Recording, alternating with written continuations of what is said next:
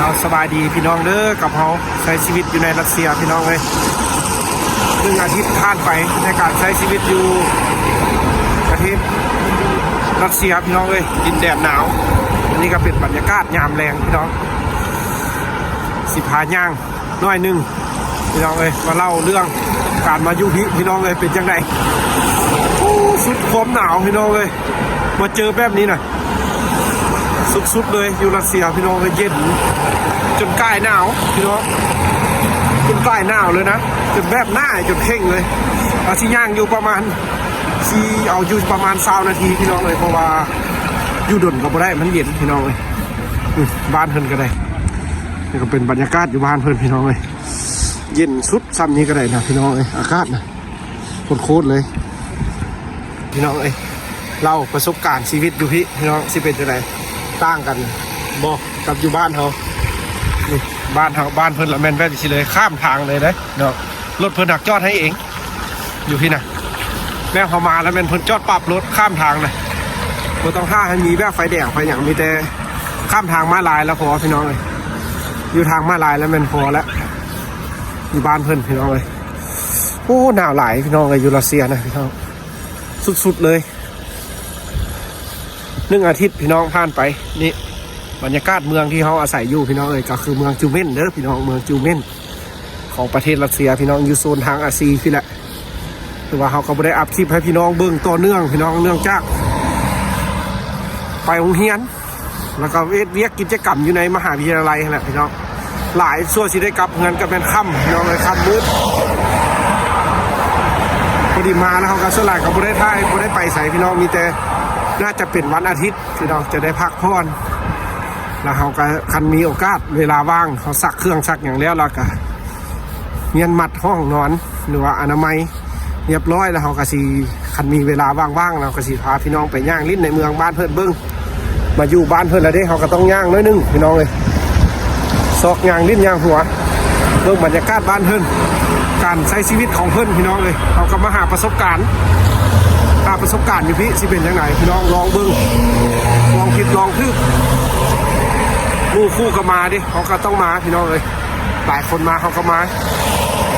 บ้านเพิ่นกับมืดพี่น้องเพิ่นกับบริใต้ไฟนี่ก็เป็นเส้นทางหลักเลยพี่น้องเลยเส้นทางเข้าเมืองเลยเส้นทางตู่เมืองเลยพี่น้องเลยแดงยังบ่ฮอดในเมืองแท้ยังอยู่แถวซานเมืองพี่น้องแถวเขาอยู่นี่ถือว่าเมืองจูเมนนี่ก็ถือว่าเป็นเมืองที่แบบมีเศรษฐกิจที่ดีได้พี่น้องตามเบิ่งอยู่ในอินเทอร์เน็ตทันพี่น้องเลยประชากรกาซีระดับ800,000 ล้านคนพี่น้องเมืองนี้นะ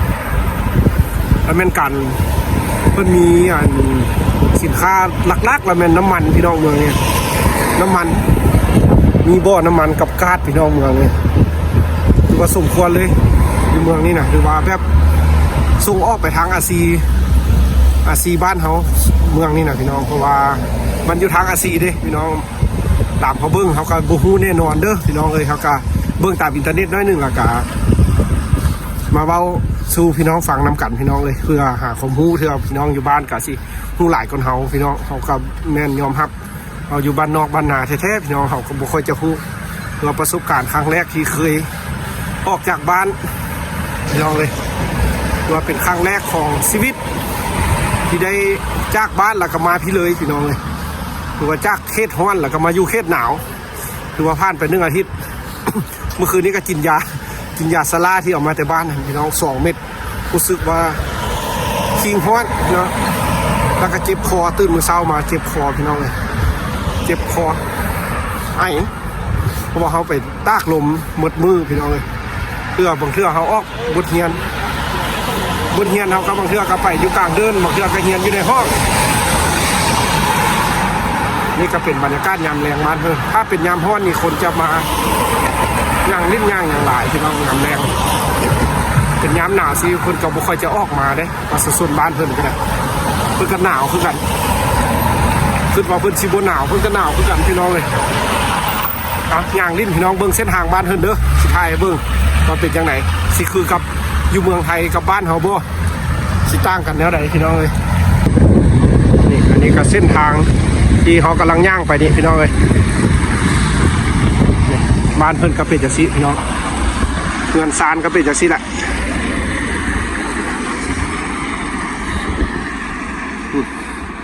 อันนั้นก็จะเป็นด้านลุ่มมันก็จะเป็นห้านอาหารกับห้านขายเครื่องทั่วไปพี่น้องก็คือ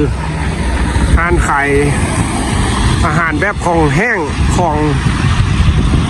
ขายแบบเป็นน้ำดื่มเป็นอย่างนี้นะพี่น้องเป็นอาหารมักไม้สดเมี่ยงไปซะนะพี่น้องเขาโบจักซีเว้าพี่น้องเลยนี่อันนั้นก็จะเป็นอาหารบ้านเพิ่นก็จะแบบนำเสนอกับแมนแบบข้าวจี้เป็นส่วนหลักพี่น้องอยู่ประเทศรัสเซียนะนี่ก็เป็นบ้านเพิ่นพี่น้องนี่ถือว่าโบแมนตัวเมืองเด้อพี่น้องแถวนี้นะถือว่าซานเมืองแปะบ้านหอพักเขาอยู่พี่น้องเลยเขาก็ย่างมาเขาก็บกกล้าไปไก่พี่น้องเพราะว่ามามันก็ยังบ่ลึงบัดใดพี่น้องเลยก็มาไม่ไหมมันยังบ่ลึงบัดใดนี่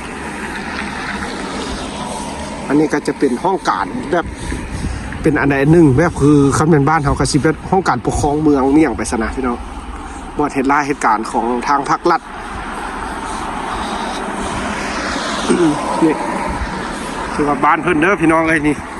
เรือเส้นทางเราเป็นอันนี้รถรางที่เพิ่นใช้กับเป็นจังซี่พี่น้องเลยรถรางพาหนะที่เพิ่นใช้กับเป็นจังซี่ส่วนใหญ่ตัวส่วนใหญ่เลยส่วนน้อยแล้วบ่มีกระบะพี่น้องเลยรถบ้านเพิ่นน่ะเรียนกับจังซี่นี่ย่างแต่นี่หาสุดหันบ่เห็นหรอกกระบะจักคันพี่น้องเลยน่าจะเป็นแบบรถตู้รถเก๋งเพราะว่าบ้านเพิ่นมันหนาวพี่น้องหนาวอีหลีรัสเซียน่ะสุดขนาดเมืองที่เขาอยู่นี่ยังโบแมนอันเมืองที่หนาวที่สุดในโลกนะอันเจอไปอยู่เมืองอันยาคุดนะป๊อดโทษพี่น้องเลยอันนั้นนะ-70เพราะบางเทื่อเขา-71 องศาคำแม่นระดับนั้นแล้วแม่นเอามือไปต้องเล็กนี่แล้วมันติดเลยหรือว่าคันเขาต้มน้ำนี่แล้วแม่นซาดขึ้นแล้วมันเป็นน้ำแข็งเลยนะน้ำห้อนอนนี่อันนี้เมืองเขาอยู่นี่ลบสูงสุดหันจะฮอดอยู่35 องศาบวกไก่40พี่น้องเมืองนี้นะอากาศลบนะแล้วก็ท่ายให้เบิ้งคิดฮอดคิดถึงพี่น้องอยู่ทางบ้านพี่น้องเลยที่เขากำลังเดินทางมาเมืองไทยนะพี่น้องที่เพิ่นเข้ามาให้กำลังใจเขากันไล่พี่น้องเพิ่นก็มาถามคนเป็นห่วงเป็นใยการมาอย่างน้อมาใช้ชีวิตอย่างอยู่พี่ขณะพี่น้องเขาก็ขึ้นโอ้ดีใจเขาเอ็ดซองเนาะเขาก็ขึ้นว่าย่านสิบุญใหญ่มาเป็นมาเข้ามาเบิ้งอะไรพี่น้องเขาก็ขึ้นมาจากสั้นการลองผิดลองทึกเพราะว่าใจนี่มากพี่น้องเลยมักการถ่ายคลิปมักการลงโซเชียลมีอย่างนี้นะน้องมักเพราะว่าแล้วอีกหนึ่งก็เห็นที่เพิ่นเอ็ดนะเพิ่นเอ็ดแล้วเพิ่นมีรายได้แล้วเขาเห็นแล้วโอ้ยเขาก็น่าจะเอ็ดบ่ขึ้นละสินะเพื่อมีรายได้คือเพิ่นสินะตั้งซ่องตั้งอย่างกับบ่เป็นบ่ฮู้เอ็ดอย่างพี่น้องเลยเพราะว่าขึ้นไปก็มาก็ขึ้นใส่อยู่บ้านเฮาหั่นแล้วก็เอ็ดตามบ้านให้บ้านนาพี่น้องเลยลาจนเอ็ดซ่องมาค่ะจนปีกายนี้พี่น้องพอดีปีนี้พอดีครบปีนึงพี่น้องเลยพอดีได้ปีนึงเลยนี่เราก็ตั้งซ่องมาเฮ็ดมาพี่น้องเลยแล้วจนว่ามีพี่น้องมารับชมแล้วเขาก็ไปถามผู้ที่เพื่อนอันเป็นยูทูบเบอร์อยู่บ้านเขาหั่นที่เพื่อนอันเคยเอ็ดนะพี่น้องเพื่อนก็ให้ข้อมูลบอกว่าเฮ็ดไปนั้นนี้จนผ่านกฎผ่านเกณฑ์แล้วเขาจึงสามารถสร้างรายได้ใน YouTube ได้แล้วเขาก็เอ็ดมาแล้วก็จนได้มีโอกาสสร้างรายได้พี่น้องเลยเราก็ดีใจขนาดพี่น้องเลยโอ้บ่ขึ้นบ่ฝันว่าสิได้มีแนวนี้ก็ย้อนว่ามีพี่น้องทางเมืองไทยนี่แหละเป็นส่วนใหญ่แล้วก็พี่น้องทางบ้านเขาเป็นอ้ายเป็นแม่ป้าน้าสาวแล้วก็เป็นหมู่คู่แล้วก็คนรู้จักพี่น้องขึ้นมาฮับคลิปมาฮับชมคลิปซ้อยเนี่ยเริ่มปากแข็งแล้วพี่น้องเลยมันหนาวเย็นน้อยเย็นวิลีตัวบรรยากาศบ้านเพิ่นเขาไปซิน้องเย็นวิลีได้ตัวย่างมาแนวนี้ก็ยังเย็นละนี่พี่น้องเลยก็ย่างไปสิละเดี๋ยวจะน้อยแล้วก็กลับพี่น้องเลยย่างเล่นน้อยนึง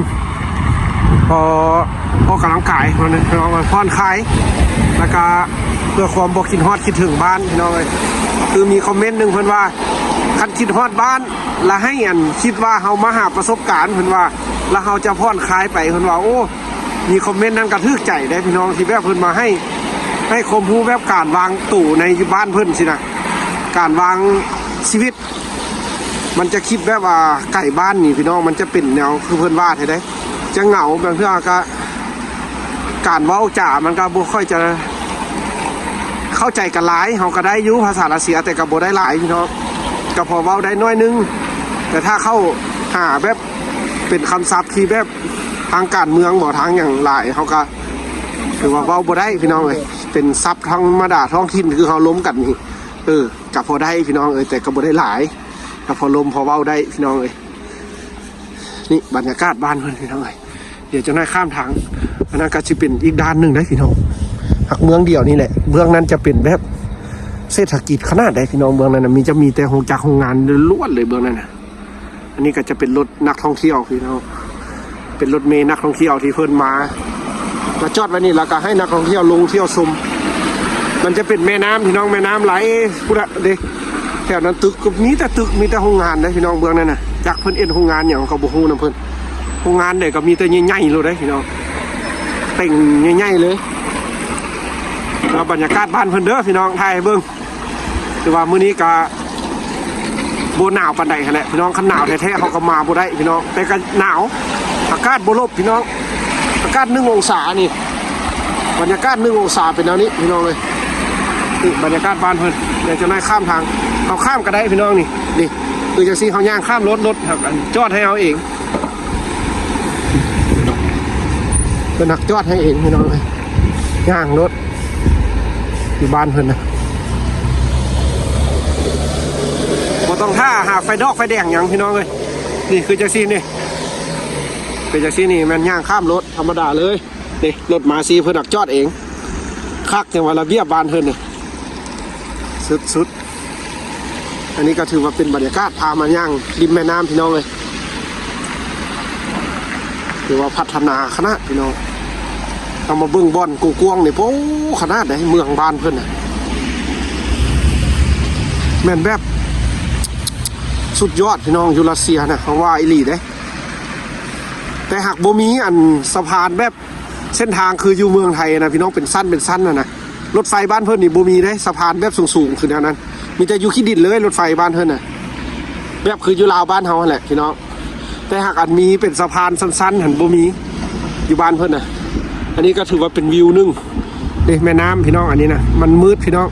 คนจะมาย่างลิ้นนี่นักท่องเที่ยวบางเทื่อเพิ่นก็มาออกกำลังกายเป็นแม่น้ำอย่างนี้พี่น้องเลยนี่แถวนั้นก็จะมีแต่ตึกมีแต่โรงงานแถวนั้นนะพี่น้องด้านเบื้องนั้นละมีแต่บริษัทหรือว่าโรงงานอย่างเดียวเลยเบื้องนี้เราจะเป็นของ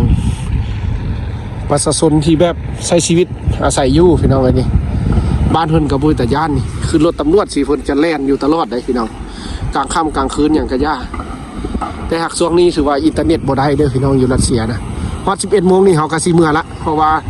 ย่านหมู่ของอยู่ของนั้นสิซุกก็แต่งกินท่าอยู่ฮะพี่น้องเอ้ยคือว่ามีแต่สิซุกเอ็ดกินนะพี่น้องเอ้ยเฮาก็ช่วยๆกันคลิปนะพี่น้องเขาก็อยากมาถ่ายให้พี่น้องเบิ่งอุทิศติดตามนะให้กำลังใจคือว่าการมาใช้ชีวิตบ้านเพิ่นเด้เป็นจังไดยังอยู่ดีมีแฮงบอกเป็นยังไงนะพี่น้องเขาก็ควมเป็นห่วงเป็นใยคือการเพราะว่าเพิ่นมาเม้นให้กำลังใจหลายพี่น้องเพราะว่าคลิปเขาก็ลงไปมานี่ค่ะก็ลงคลิปไปจากคลิป3 คลิป 4 คลิปพี่น้องแต่หากก็มีแต่คลิปเขาไปโรงเรียนซื่อๆมีแต่เขาเลิกโรงเรียนเราก็ถ่ายมาเราก็ไปโรงเรียนเราก็ถ่ายไปอันนี้บ่ได้พาพี่น้องมาย่างแบบนี้เอาพี่น้องเลยออกเมืองบ้านนี้นะหนาวนี่คักพี่น้องบ้านเพิ่นกันตัวเส้นทางลักนี่นะหักบ่มีสะพานพี่น้องเลยบ่มีสะพานบ่มีขวดลอยครับแต่บ้านเมืองเพิ่นหักกว้างขวางง่ายอีหลีเอาไว้เจอกันใหม่คลิปต่อไปเด้อพี่น้องเลยมื้อหน้าพี่น้องเดี๋ยวเฮาสิพาย่างอีกมื้อนี้ถือว่าเย็นมือละ